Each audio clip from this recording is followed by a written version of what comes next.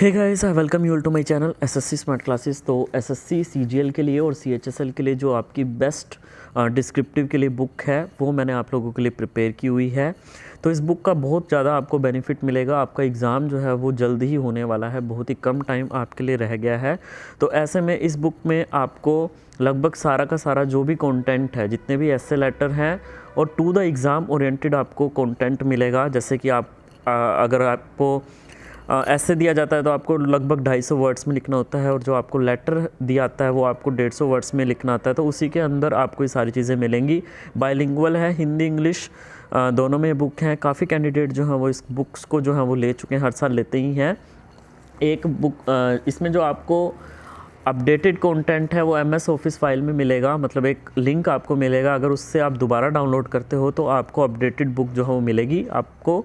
मतलब दोबारा से मेरे को पूछने की ज़रूरत नहीं है। जब तक एग्ज़ाम होगा आपका, जिस भी डेट को एग्ज़ाम होगा, तब तक मैं ये सारा कंटेंट आपको अपडेट कर दूंगा। डिस्क्रिप्शन में सारी चीज़ों के लिंक है। अगर आप डायरेक्ट गूगल पे करना चाहें तो गूगल पे कर सकते हैं, बहुत ही रीज़नेबल प्राइस है।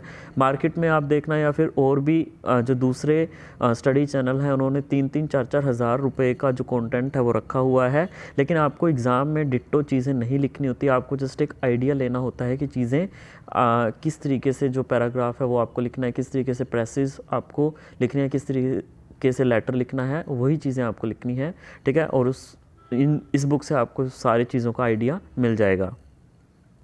तो एक बार बुक का ये आप आइडिया देख सकते हैं। ये तो सारे अपडेटेड कंटेंट हैं। इसके अलावा बहुत सारे ऐसे लेटर हैं, 500 प्लस आपके ऐसे लेटर्स, ठीक है, बहुत सारे हैं इसमें। सो आज का जो हमारा टॉपिक था वो है, will there be a third wave of कोविड-19 and if so is India prepared. कल मैंने इसको इंग्लिश में करवाया था, आज मैं आपको इंग्लिश और हिंदी दोनों में करवा देता हूँ।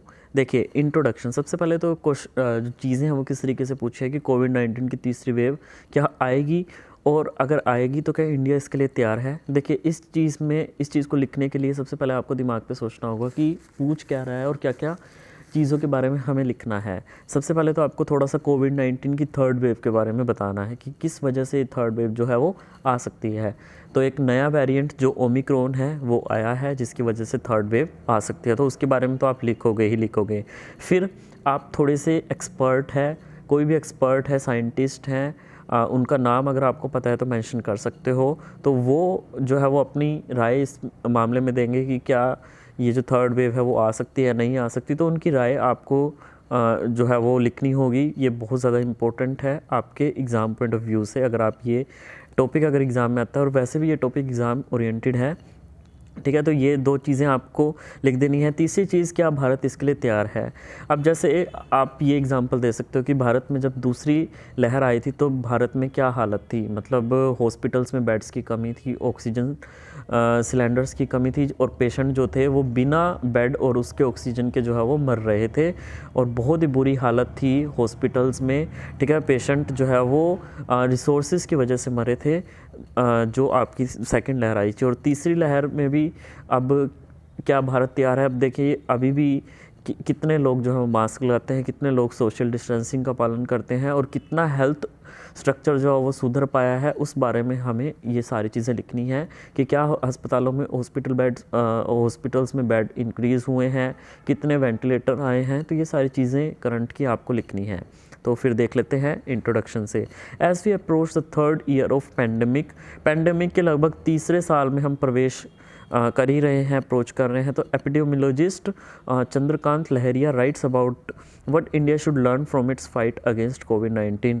ठीक है, कि भारत को क्या सीखना चाहिए कोविड-19 से, जो उन्होंने लड़ाई की है तो क्या सीखना चाहिए। तो सीखना यही चाहिए कि एक तो हमें अपनी हेल्थ केयर सिस्टम को बहुत ज़्यादा सुधारना है, उस पर वर्क करना है, और जो जितनी भी गैदरिंग हो रही है, जो मास्क है, सैनिटाइज़र है, ये सब चीज़ें जो हैं वो इनको स्ट्रिक्टली इम्प्लीमेंट किया जाना चाहिए, चाहे उस टाइम पे केसेस हैं या नहीं हैं, उन दोनों ही कंडीशंस में। According to doctor Navneet Wig, chairperson of COVID task force in All India Institute of Medical Sciences. देखिए, यहाँ पे एक्सपर्ट की सलाह आ गई। The present situation resembles the time before the second wave hit the country. मतलब उन्होंने जो प्रेजेंट सिचुएशन है उसको किससे कंपेयर किया है कि जब कंट्री में जो दूसरी लहर आई थी तो उससे पहले जो भी कंडीशन थी वो अभी भी सेम ही है। तो ये कंडीशन में बताइए, the way we are treating कोविड-19 it would not take long to spread COVID-19 third wave. In these smaller towns, few people wear masks, few practice social distancing, and COVID-19 rarely comes up uh, in conversation. So cases are rising in Europe again, prompting the WHO to say it is very worried. अब इसको हिंदी में देख लेते हैं। देखिए, जैसे ही हम महामारी के तीसरे वर्ष में के करीब पहुंचते हैं, महामारी विज्ञानी चंद्रकांत लहरिया लिखते हैं कि भारत को कोविड-19 के खिलाफ अपनी लड़ाई से क्या सीखना चाहिए।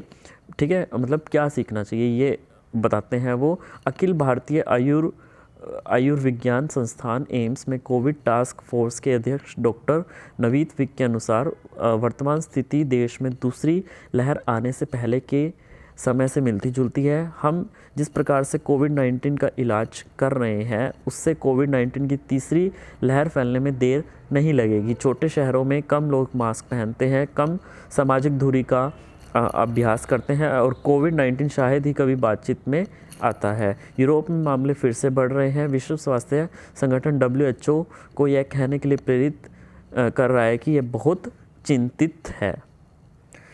Omicron is a new variant of SARS-CoV-2 novel coronavirus recently reported from South Africa on November 24. It was first identified as P.1.1.529 variant and then named Omicron. इसके बारे में आप ये भी लिख सकते हो कि इसके काफ़ी म्यूटेशंस जो हैं वो देखने को मिले हैं, इस वजह से ये काफ़ी ख़तरनाक हो सकता है और काफ़ी काफ़ी लोग इससे इफ़ेक्ट हो सकते हैं और काफ़ी तेज़ी से ये फैलने वाला वायरस है। ठीक है, it is likely India may not see a major rise in cases, but studies suggest the majority of Indians have antibodies against the currently predominant Delta variant. अब जो आपकी सेकंड वेव आई थी तो उसके बाद जो डेल्टा वेरिएंट आया था तो उसके अगेंस्ट इंडिया में काफ़ी इनोकुलेशंस हुई थी, काफ़ी लोगों को वैक्सीन लगी थी जिसकी वजह से उनके बॉडी में पर्याप्त जो है वो एंटीबॉडीज़ हैं, तो शायद इसकी वजह से केसेस जो हैं वो कम हो गए हों, नहीं देखने को मिले। The recent reports of corona virus outbreak of second wave in many Indian state is proof that health system is still not equipped to detect and tackle emerging and re-emerging diseases. Our nation gets shattered by second wave, lack of oxygen supply, hospital beds, medical care and medicines claimed lives of lakhs of people till now, but now hospital beds. अब यहाँ पे थोड़ा सा positive चीज़ें लिखी गई हैं कि जैसे भारत कितना तैयार है तो उसके लिए ये लाइन लिखी गई है, लेकिन कंडीशन अभी थोड़ी सी चेंज हुई है। किस तरीके से, वो सारी कंडीशन यहाँ पे लिखी हुई हैं। But now hospital beds, total isolation beds, oxygen supporting beds as per the government and the dedicated hospitals to treat, मतलब ऐसे हॉस्पिटल जो बेसिकली कोरोना वायरस से रिलेटेड लोगों का ही इलाज करते हैं, तो वैसे dedicated hospitals to treat COVID patients have jumped, तो उनकी संख्या में इजाफा हुआ है। The health ministry data stated that the 84.3% of the country's adult population. देखिए, जब भी आप इस तरीके की चीज़ें लिखते हैं कि इतने लोगों को वैक्सीन लगी है, तो आप वो संख्या करोड़्स में ना लिख के परसेंटेज में लिखें तो ज़्यादा बेटर होता है। एग्जामिनर यहाँ पे आपके स्टैट चेक करने नहीं आया कि आपने बिल्कुल एग्जैक्ट लिखा है कि नहीं स्टैट्स वही इतने लोगों को वैक्सीन लगी है। No, he just want to check कि आपने वो मेन पॉइंट्स लिखे हैं कि नहीं, जिसके आधार पे ये पूरा जो पैराग्राफ है वो उस चीज़ को बखान करता है, जो टॉपिक उनसे पूछा गया है उससे रेलिवेंट है कि नहीं। तो 84.3% of the country's adult population have been administered the first dose of vaccine, while 49% have received the second dose. तो मतलब ये कहने का मतलब है कि अभी सेकंड डोज जो है वो 50% रहती है, फर्स्ट डोज लगभग लगी गई है सभी को। तो हिंदी में देख लेते हैं। Omicron SARS-CoV-2 novel corona virus का एक नया संस्करण है जिसे हाल ही में 24 नवंबर को दक्षिण अफ्रीका से रिपोर्ट किया गया था। इससे पहले B.1.1.529 संस्करण के रूप में पहचाना गया और फिर ओमिक्रॉन नाम दिया गया। यह संभावना है कि भारत मामलों में बड़ी वृद्धि नहीं देख सकता, क्योंकि अध्ययनों से पता चला है कि अधिकांश भारतीयों में वर्तमान में प्रेजेंट की कंडीशन में प्रमुख डेल्टा संस्करण के खिलाफ एंटीबॉडी है। कई भारतीय राज्यों में कोरोना वायरस के दूसरी लहर के फैलने की हालिया रिपोर्ट इस बात का प्रमाण है कि स्वास्थ्य प्रणाली अभी भी, हेल्थ केयर सिस्टम अभी भी उभरती और फिर से उभरती बीमारियों का पता लगाने और उनसे निपटने के लिए सुसज्जित नहीं है। कोविड की दूसरी लहर में हमारा देश जो है वो बुरी तरीके से शैटर्ड हो गया था, चकनाचूर हो गया था। ऑक्सीजन की आपूर्ति, अस्पताल के बिस्तर, चिकित्सा देखभाल और दवाओं की कमी ने अब तक लाखों लोगों की जान ले ली है। लेकिन अब hospital bed, total isolation bed, oxygen supported bed और सरकार के अनुसार according to the government COVID रोगियों के इलाज के लिए समर्पित अस्पतालों में उछाल आया है। स्वास्थ्य मंत्रालय के आंकड़ों में कहा गया है कि देश की 84.3% वयस्क आबादी को टीके की पहली खुराक दी गई है, जबकि 49% को दूसरी खुराक मिली है। आगे देखिए, as per the studies the majority of the Indians have developed antibodies against the delta variant and thus India may not witness a major rise in covid cases, but careless may have a detrimental effect. Indian health experts said that it is premature to say that India will face the third wave, but people need to follow COVID appropriate behavior rigorously. We should also use mask and sanitizer for avoiding COVID-19 infection. With increased medical staff, vaccine and medical facilities like oxygen, medicines, we can definitely handle the third wave of COVID-19 effectively and efficiently. तो बस हिंदी में भी देख लेते हैं। अध्ययनों के अनुसार अधिकांश भारतीयों ने डेल्टा संस्करण के खिलाफ एंटीबॉडी विकसित कर ली है और इस प्रकार भारत में कोविड मामलों में बड़ी वृद्धि नहीं हो सकी लिख सकते हो आप, लेकिन लापरवाही का हानिकारक प्रभाव हो सकता है। भारतीय स्वास्थ्य विशेषज्ञों ने कहा है कि यह कहना जल्दबाजी होगी कि क्या भारत तीसरी लहर का सामना करेगा, लेकिन लोगों को धार्मिक रूप से कोविड उचित व्यवहार का पालन करने की आवश्यकता है। हमें भी कोविड-19 संक्रमण से बचने के लिए ये मास्क और सैनिटाइज़र का इस्तेमाल करना चाहिए। बढ़े हुए मेडिकल स्टाफ, टीकों और ऑक्सीजन दवाओं जैसी चिकित्सा सुविधाओं के साथ हम निश्चित रूप से कोविड-19 की तीसरी लहर को कुशलतापूर्वक और प्रभावी ढंग से संभाल सकते हैं। सो आई होप ये वीडियो आपको अच्छी लगी होगी, तो प्लीज़ लाइक, शेयर, सब्सक्राइब ज़रूर कीजिए। और बहुत ही मामूली सा प्राइस है यार, तो क्या देख रहे हो, सारे प्लेटफॉर्म पे इन चीज़ों को लेके आना ही बहुत मुश्किल होता है। आप कितने आर्टिकल ही पढ़ पाओगे इंटरनेट से, यूट्यूब से।